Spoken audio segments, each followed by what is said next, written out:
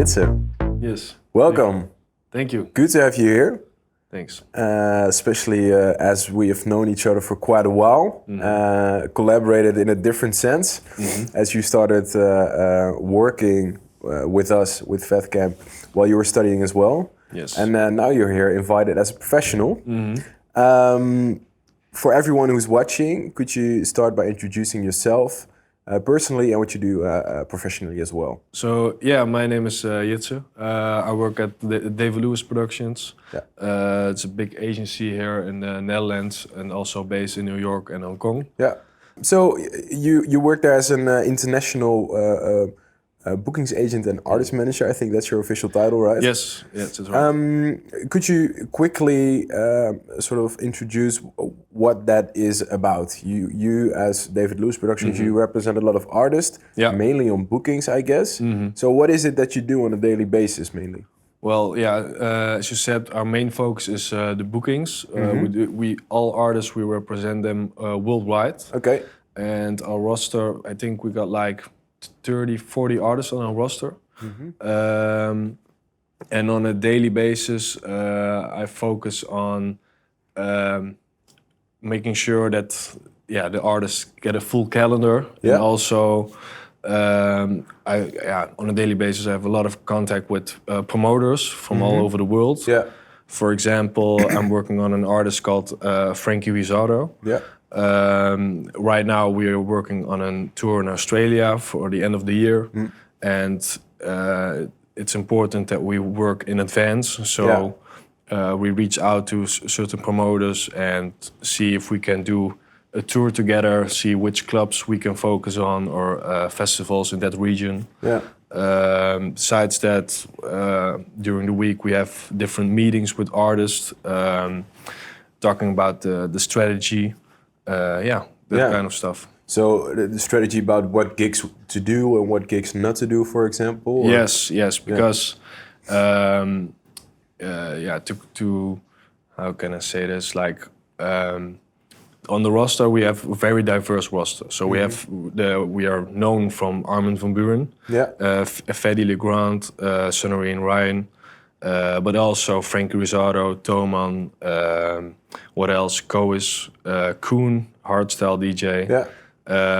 So for us as agents at David Lewis, it's really important that we make the right choices for them, bookings-wise. And as you said, like for us, it's important that. I'm giving an example of Cois. That's an artist who I work very quite often with. Yeah. He's from Belgrade, and he's releasing on Afterlife, which is at this moment a really big melodic techno label all over the world. It's really popular. It's from Tale of Us, right? Yes, from Tale of Us. And for him, it's really important that we make sure that he isn't playing in the wrong clubs. Like he's playing, he can't play at a commercial festival like next to EDM guys. He needs to play next to we're more focusing on the melodic techno guys from Tale of Us, but also Inalea, Mind Against, those kind of artists. And in the Netherlands, we focus on festivals like Digital, or clubs like the Markantine. Yeah, so it's really important if you represent an artist in this sense that in the beginning you're very specific about what gigs to do and what not to do, because otherwise the gigs you don't do would give the artist too much of a commercial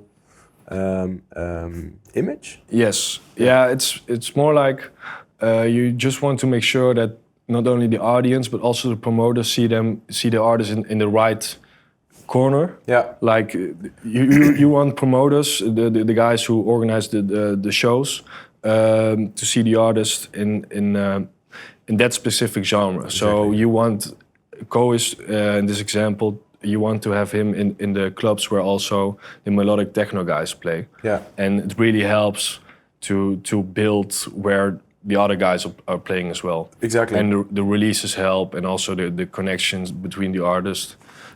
on that level. Yeah. And how does that work in the communication with such an artist? Is that something that every artist understands straight away? Because I can imagine it's also about saying no to gigs and with that income.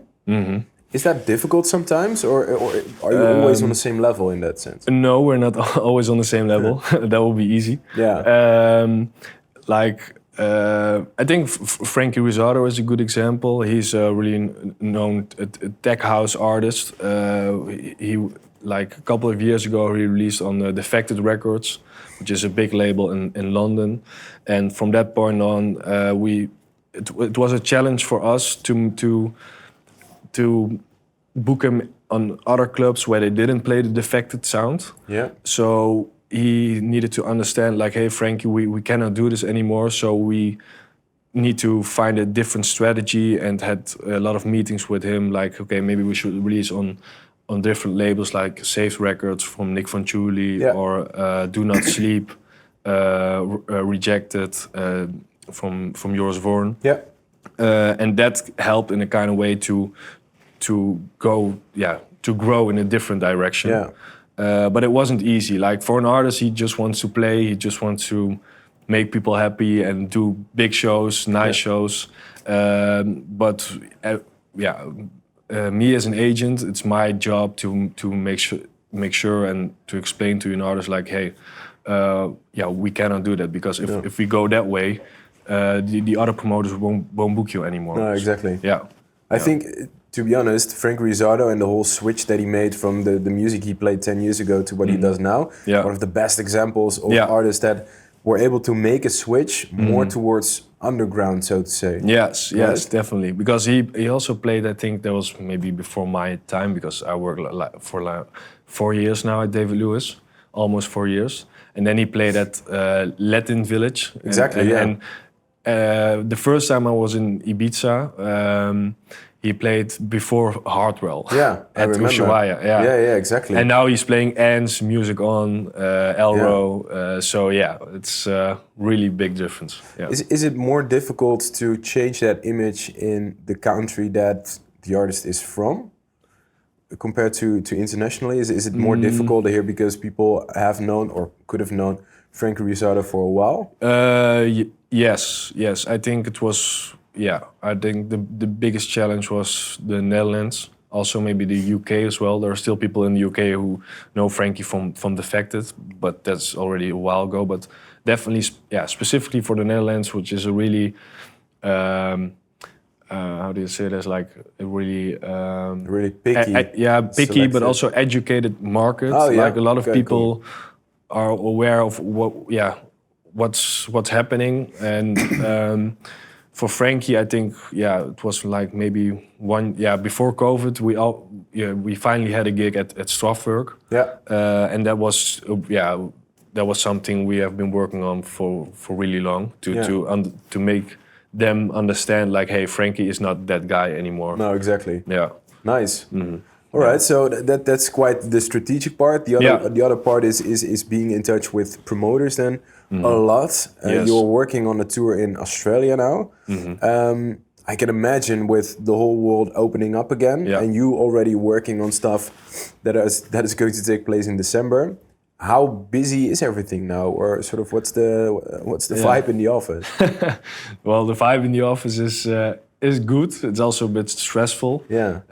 Like, we're all happy, of course, that we finally see schedules on green again. Like, when COVID hit, every show was we put them on red in our booking system. When you saw like only red shows, and now it's all green. So that's really positive. Yeah, nice. And also, the vibe is good, but it's also a big challenge for us, to be honest. Like, it's really going from 0 to 100 to 200, traveling again as well. And also, I think right now we were also a bit lucky that a lot of shows were postponed from before COVID. So we already had some shows in this year, which were already booked in 2020. Yeah. That really helped building the schedule. But it also, it's still bit challenging to make sure that we're doing the right shows and we make every artist happy with bookings. Yeah. Is that thing we just discussed with having that discussion with artists of not doing gigs, is that perhaps now even more difficult because people have been losing income over a period? Yeah. In a way, I think this year is still a special year, a bit different if you compare it to the other years. I think a lot of promoters will understand that artists will take on more shows in the same region, or I'm not sure how you say it in English. You do the fingers. I think you just have to deal with it for now, right? Yeah, you just have to deal with it for now, and promoters understand. But I think from like September on, and maybe around EDE, it's again how it was before COVID. Just business as usual. Yeah, business as usual. Cool. Yeah. You already mentioned that there's quite some travel involved, and now everything is back up. So travel is back up as well. How is traveling for work, and in this case for artists? For an artist or for me personally? Yeah, no. What do you think about it as a professional? What do you mean? Do you like it? Do you like traveling for work? Oh yeah, sure. Yeah, I like traveling for work, and the artists as well. But in this case, it's also for artists. They need to get used to the busy schedules. So for them, it's also really hard to find the right balance again. And also, for me personally, I like to travel and go to shows. But it's sometimes, of course, a lot of people probably have a romantic image of being a bookings agent or an artist manager. And you go nice places and you drink champagne in the backstage. But that's not only it. I also experienced different. I have different experience where it was definitely not nice and just like only running from just business. Just business, Hardly any sleep. Hardly any sleep, indeed, and also just business. Like for example, I went to IMS, International Music Summit in Ibiza, and also I was there on my own, and then I felt like, okay, I'm here on my own now.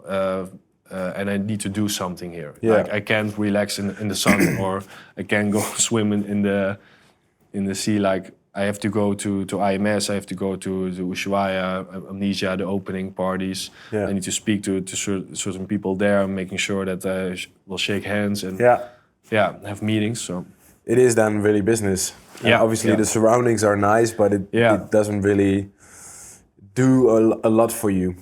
I can imagine. No, and I also experienced, but maybe we can go there later on. Like I have maybe a nice story to tell about that sounds good. Before COVID. But that's maybe something for later. Of course.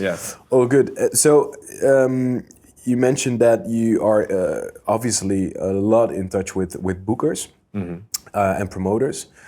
How does that process exactly work? You said it's your job to fill a calendar. Where does that start? People connect you, or you connect people, or both? Well, both ways. For example, it can go like this, like a promoter reaching out to us, like, hey, I want to book that specific artist. I'm from the UK, and I want to book Frankie Rizardo or Toman or whatever. And then we're gonna start asking more information, like, okay, well, what do you have in mind? Which venue? Maybe other artists you want to book? Is it about a festival, a club, and also the fee? We negotiate the fee as well. But that's just only when someone reaches out to us. The other way around, we reach out to certain promoters who we have a long relationship with, to ask them or to update them, like, hey, this artist got a new release on that label, and what are your plans for the upcoming season? Maybe we can do something. Will he be in your interest? Maybe we can do a nice little tour together. Or did you check out this? The smaller artists. I just have to make sure, like, the bigger artists need to have a full schedule, but also the smaller artists need to grow. And we need to give them a support slot somewhere and need to convince the promoter like, hey, this is the next guy. Or, to tag along with the big ones. Yeah. All right. Like in the beginning, it's more like when you have a small artist, you need the promoter. And when he's getting bigger, it's the other way around. The promoter needs the artist. Yeah. And I had a question in mind. What was it? When you're negotiating or when you get a request in, how does that work with the fee? Do you have always something fixed in mind? This is what we need for this artist. Is that flexible, or what does it really depend on? It really depends on a lot of things, actually. Like a lot of people think like, okay, it's just like let's say €1,000 or 5,000 or 10,000, and that's it. But no, it really depends. First of all, where the artist is playing. So maybe you need to negotiate travel. Also depends on the ticket prices. If the artist is a headline selling artist, if it's a support slot somewhere else, if it's a big venue, a festival play. Is this for like a really big promoter that where the artist will benefit from profile-wise? Or is it just a small, nice show to add in the tour to make sure you have the costs all covered? So, you keep all those things in mind when you negotiate about the fee. And it's definitely not always pushing to get the highest fee. Because it's also about building a relationship with the promoter, and also making sure that what I want to say, that it's good for the artist. Exactly, profile-wise. Travel, and it's a nice experience and stuff like that. And do you have those agreements with artists? Do you have a certain range, sort of fee-wise, within you can agree stuff, or are you free to do so as an agent?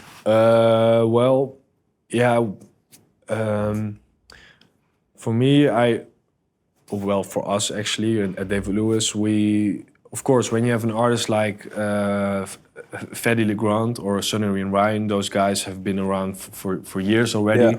So promoters know what their fees are and what they've done, what they did in the past. So we always look at past shows and see like, okay, did he sell out?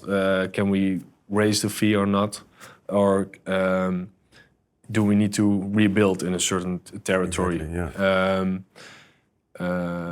Yes, and also, for the smaller artists, sometimes you just take on a lower fee, like really low, to make sure he will get the show, and then you need to convince the artist. Like, almost all offers are being discussed, but for us, it's also important that the artists need to trust us on our experience. Like David Lewis has been around for plus 25 years. So we, in a kind of way, we know what we're doing. So definitely also for smaller artists, they just need to trust us because we know how to work with promoters and building artists.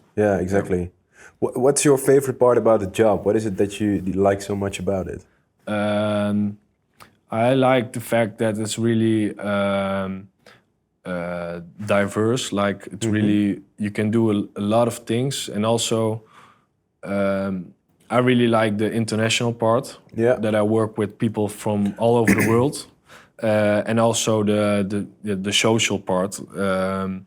Just interact with people when I'm at a festival or a club, and not only talk about music, but also talk about other interests of people. Getting to know people from different industries. Like when I was in Ibiza, I met a guy who did an Ironman, a triathlon. And I did one last year. So I had a really long conversation with him about that, and that was just really nice. Sometimes I'm just standing somewhere, I'm like, okay, this is just really weird to have these kind of conversations with random people, but I get energy of that. I don't like to be bored. I just want to have to experience random things with people. And also in my job, I really like building artists and making something out of nothing. That's something I really like to see when you see an artist grow. like Kois, the guy from Belgrade who released on Afterlife. He did his first Afterlife show in Printworks in November. Nice. And we went there, Yuri and I. And yeah, that was just really cool to see him playing there on the main stage before Taylor Voss, Kevin De Vries, and Fidelis, a lot of other big melodic artists. Yeah. And yeah, that's also really cool. Nice, man. Yeah. Hey, you started your sort of career at the HKU, right? Well, actually, yeah. No, actually, some years ago, I started working with you when I was at the HKU. Oh yeah. But actually, I started maybe. I was just thinking about it in this morning because I thought, I figured you might ask that question. And for me, I think it was like maybe 10 years ago. I'm 26 now, and I was 16 years old when I went to St. Lucas School. I studied first media and event management there, and then I worked with two guys. They were two producers, and they started an act called Barber and Fink. It was really nothing, but I was just like, hey, I'm gonna help you guys. I'll be your manager. Yeah. I'm gonna arrange bookings for you. So then I called a club called Versus in Belgium. Yeah. And I was like, hey, you need to book these guys. And he was like, okay, just send me an email. And I never heard anything about that. No, exactly. And from that point on, because I know that guys, I arranged an internship via them at the Villa Group and Thunder Agency in Maastricht, because I'm actually from Maastricht. So that was a really nice way for me to step into the industry and getting to know, how it works. And I can talk really long about this whole process. I can imagine. Yeah. So and from that you went to HKU. Yeah. My next question was going to be: did you already know from the start that you wanted to be an agent? But I guess no. Now, well, maybe when I told this story, maybe yes, but almost sounds like it. No, I when I was just 16, I went also to Dekmantel. I've seen there Nina Gravitz and Jeff Mills for the first time playing, and I was like, okay, this is really cool. Yeah. And then I went to Isle of Techno. I saved money to go to Ibiza with friends to see Carl Cox and Richie Houghton and Amnesia and everything. And I was just like, I want to be involved in the party industry. Yeah, doesn't matter how. Yeah, doesn't matter how. I just want to be involved. And I also thought of an internship at Defected Records. Yeah. But I was 16, 17 by then, or 18, whatever. And I didn't know anybody internationally. I only had the internship there at the smaller agency in Maastricht. So I went to EDE to Defected. I got a USB stick with me with an application for an internship. Yeah. So I went to Simon Dunmore. He was the owner of Defected, and I gave him the USB stick, and he was laughing at me like, "Hey, are you a DJ or something?" And I was like, "No, I just want an internship." And he was laughing really hard, like I've never experienced this before. Unfortunately, I got my request got declined. Yeah. So from then on, was it about a language barrier, you think, or you don't know? Yeah, maybe. Not sure. Maybe also because I was really young and not experienced. And I think for a guy like Simon, he probably felt that like, okay, this is just a young guy, but he's not ready yet for the big stuff. The big stuff.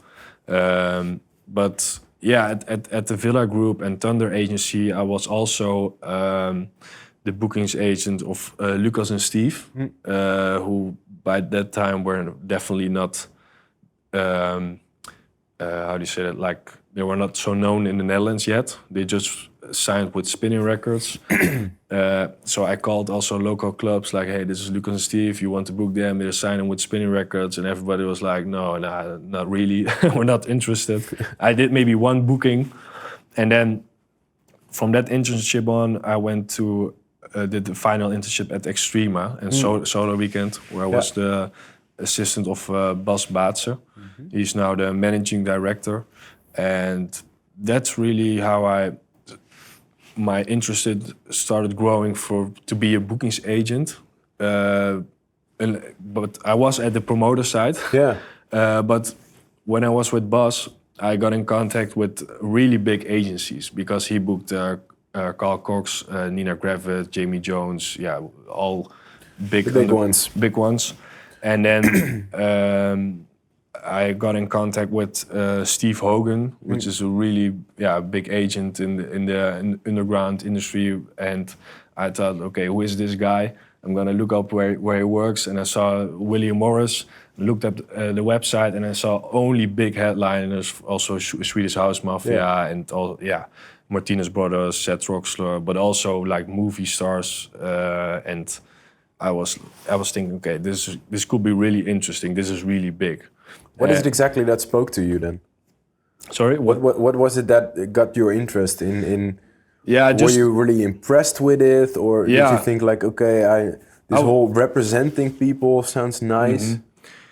Yeah, and I think it was more like I was impressed because I was 19 years old by then, which was still really young. And I was like, okay, I'm now in contact with this guy. What will happen if I reach out to him or reach out to the other agents I'm in contact with now? And I was just curious. I can imagine. I was just really curious and thinking like, okay, there are a lot of possibilities now. I know a lot of people. Well, I thought I knew a lot of people. Like you probably know, when you shake hands with someone for the first time, they forget about you when you're at a festival because you see so many people. But from that point on, I was like, okay, this is interesting. And now I'm gonna start with at the HKU. And from that point on, I just sparked the interest in William Morris, and I thought, okay, maybe first focus on my career study-wise, and also moving to Amsterdam from the south of the Netherlands, which for me was like a natural choice because in Amsterdam you have a lot of possibilities for the dance industry. Exactly. And that's how I ended up with you guys as well. Yeah. Nice. And when at that time you were still the boys, the jongens. Yeah. That's when it all started for you, Yeah. Because Extrema, they offered me to work as a stage manager, as freelancer. And I was like, okay, this is interesting. I can now work for Extrema, Belgium, Netherlands, and also Solar Weekend. But I can do the same trick also at the festivals in Amsterdam. And that's how I met you guys. And I think it was via Luke, also a producer friend of mine. And he connected me with you. And then I started, I think, at a production job for Zeezout or something. That was really the first one, I think. And then from that point on, you guys gave me another chance to be a stage manager or artist runner at Digital Strafwerk. And that's how it went. Yeah, exactly. Yeah. How did you? By the time you were living in Amsterdam and you were doing all these different kinds of jobs, because of course as stage manager you're involved in artists as well, but you also did some production. Did you always have in mind, I'm going to be an agent, or was it all about sort of figuring out what it is that you wanted to do? It was still figuring out.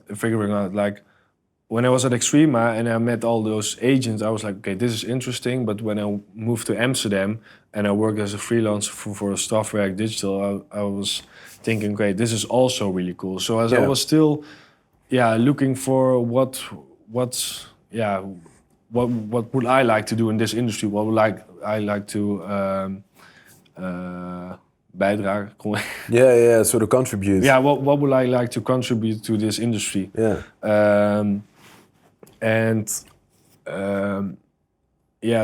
But the freelance part, I got a bit exhausted about it, to be honest. Oh yeah? Yeah. I was really a workaholic, you could say.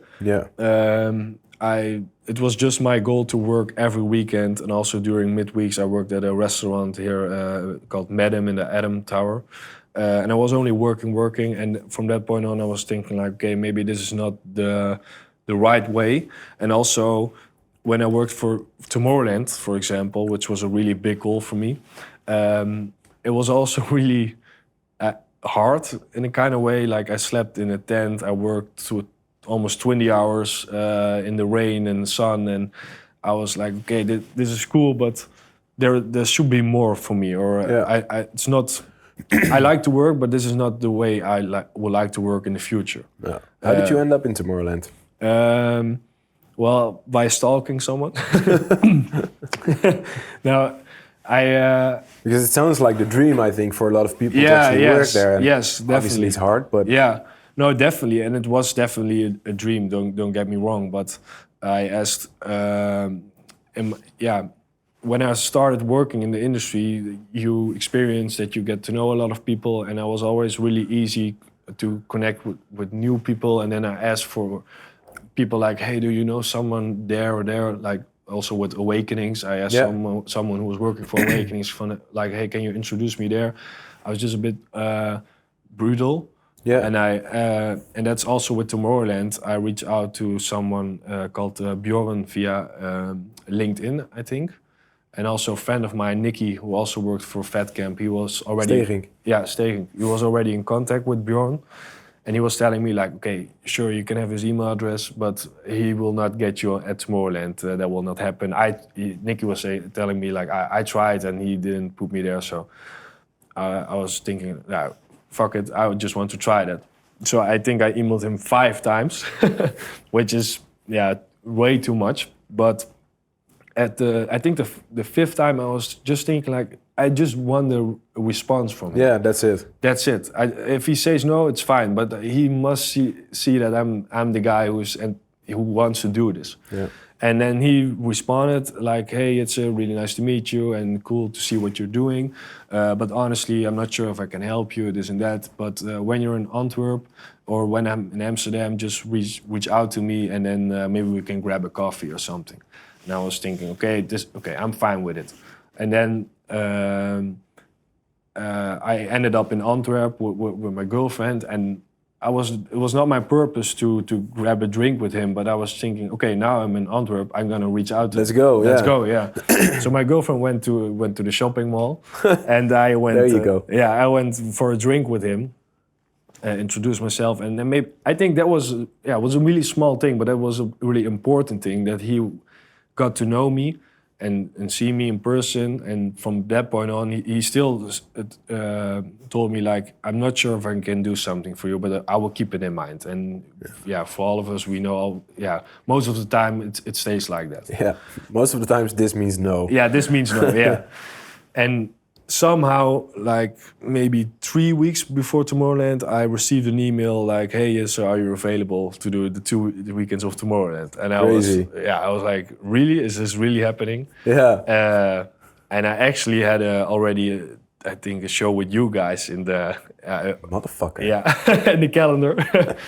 And you guys were also a bit mad, but luckily you understood. Yeah, you understood. Of course, It was Tomorrowland, man. Yeah, so.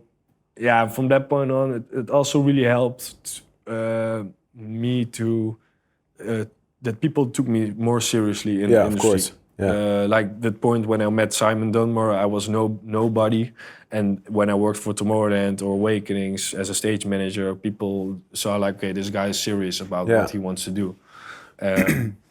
But still was doing freelance stuff. And I had in my mind like, okay, there will be a day that I'm finished with school, and I did all the freelance stuff next to that. So what do I want to do when I finish school? And that was for me the point when I decided from, okay, I'm gonna do my last internship at David Lewis, or I will try to get an internship at David Lewis. And from that point on, I got a job offer there, and that's how it went. But it was not easy to get into David Lewis. No, how did you get the internship? Yeah. Why did they hire you think? It was also because I asked a boss from Extrema, hey, what do you think is the best option for me in Amsterdam? And then he told me like, hey, maybe you can ask David Lewis. I know a guy there to do a 1-day internship.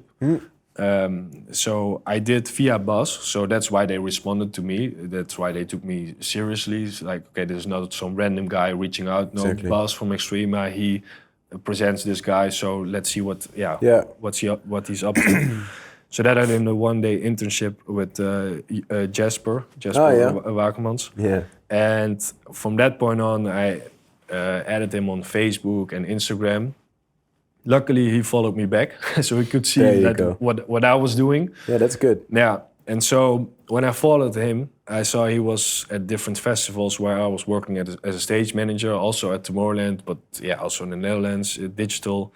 And then every time when I saw he was there, I thought, okay, I need to shake hands with him and just say hi, but not in an annoying way, but just a relaxed way, just to show him like I'm everywhere. Yeah. And I was also friends with another from No Art, what's really popular at the moment, and I asked them if I could be their tour manager, just a driver, and bring them to festivals in the Netherlands, because I knew that they were on the roster of David Lewis. So that was also sort of opening for me, and I think Jasper was seeing that as well, also on my stories on Instagram. So my goal was to make sure that not only I was saying like I want to do something in David Lewis, but also other people. Yeah. And that was way stronger, I think. Of course, yeah. And so, and he also told me when I did the one-day internship, like, hey, we do always when EDE is happening, we do our office party, and I want to invite you there. And by the time I reached out to him 1 week before EDE, like, hey, I remember, can I still go there? Is it possible to get an invite? And he was like, yeah, sure, you can come. And when I went there, it was, honestly, was really awkward because I knew only Jasper. I knew nobody in the whole office. And I was just like, okay, when you go there, you shake hands with him. You say like, hey, Jasper, how are you doing? This and that. And then I was standing there like, okay, what I'm gonna do now? Yeah. Like, should I go outside now or should I stay here? And I think I walked maybe for an hour just circles in the office, getting a drink, going to the toilet. And I was thinking, no, I can't leave. And luckily another showed up there as well. So, and they were like, hey, Jitse, come with us, come chill with us here at the party. And so that's how I felt more comfortable. Yeah. And they introduced me to other people from David Lewis. And yeah, it was just really a really long process, you could say. And that's, I think all those small things helped me to get there. And when I applied for an internship, I think that's why they accepted me in. And also, it was also the first time for them to accept an intern. Oh yeah? Yeah, they never had internships at the booking site. They had only 2 girls, I think, who did marketing. Yeah, but never for sales. That's quite the achievement then. Yeah, sort of. Yeah, definitely. Yeah. I think this is such a good example of showing that it can take a lot of effort to sort of nail your ideal internship. And I think if you already have in mind what it is exactly that you want to do, there is this dream internship at the company, you already know someone there, and then still you need to become tour manager of an act, do all these stage management jobs to get that contact not to sort of die out. No. And then it was crazy. Awkward ADE party, but then it sort of got fixed. It's crazy how much effort you put into it, but I think it's sort of looking at where you are now, it paid off. Yeah, definitely. So it really helps to just go out there and sacrifice your time, your effort. Go out there and also just meet a lot of people and also being humble, I think. Yeah. Like you never know who you're talking to when you're at a festival or a club. And also but what people don't see is that I also reach out to other companies for internships. Yeah, of course. Because of course I had in my mind like, okay, maybe I will not get it. So I think I reach out to Sony or Universal even, and but not to Anna Agency or Age Agency actually. Just other only David Lewis was the only option for me. Yeah. Honestly, I think that people don't always realize how much stuff you actually sort of need to do that perhaps in the end isn't going to make sense. But it's about because now looking back to everything you have done. Yeah.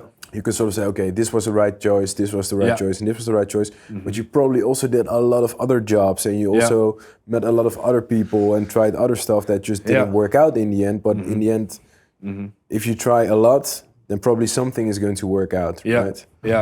You sort of create your own luck. Yeah. In that kind of way, and also because I did really shitty jobs sometimes. Like I worked as stage manager for digital, and then the Monday I did production. I to break down the festival when it was raining, and that was moments like am I doing this? You know, Yeah. It was, of course, it was also for money to save something for when you're living in Amsterdam, it's expensive, but.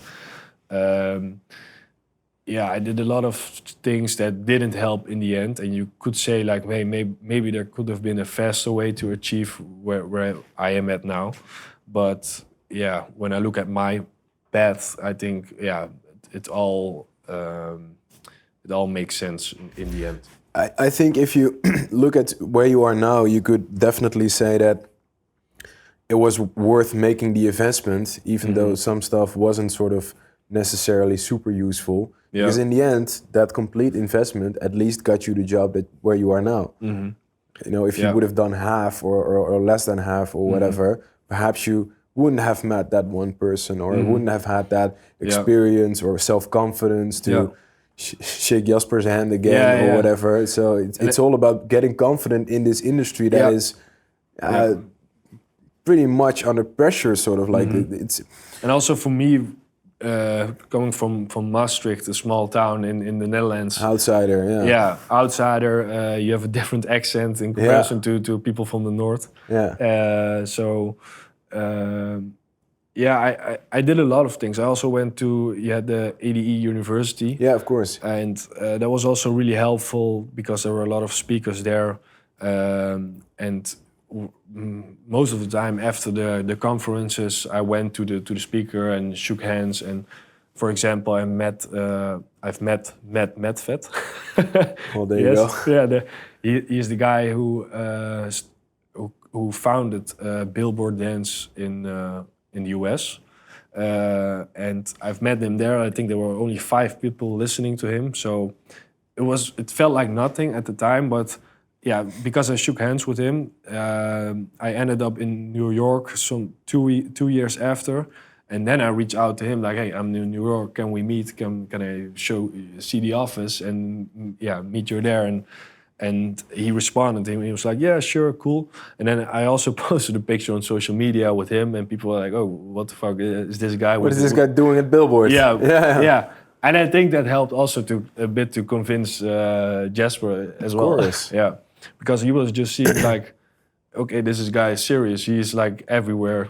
Yeah. It's crazy. Mm-hmm.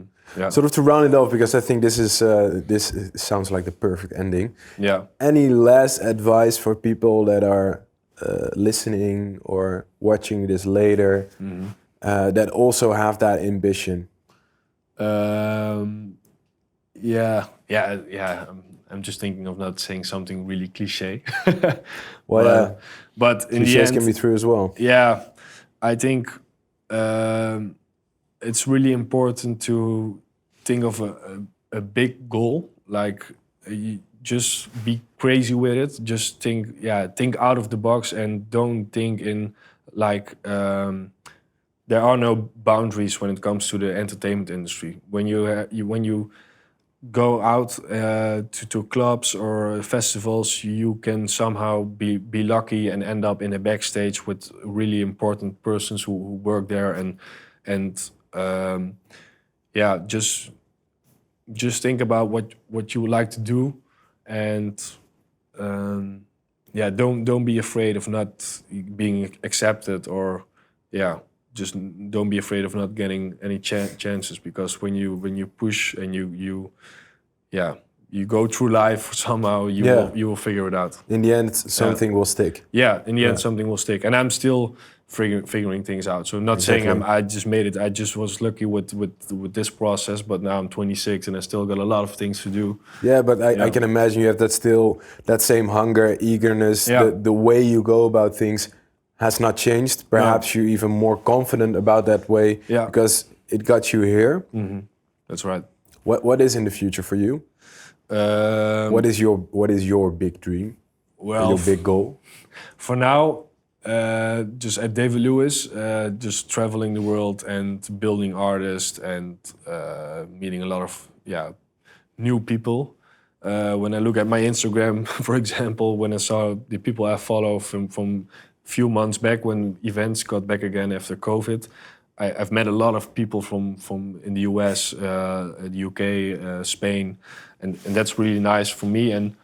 But the bigger goal, maybe doing something for myself in the future, or doing something together with David Lewis would be nice as well, because he's not only known of his bookings agency, but he got Armada, Alda, Cloud9, and also when I ended my bachelor, I did an online MBA program, and I believe that I still need to learn, to grow, and I'm very curious about where I'm going actually.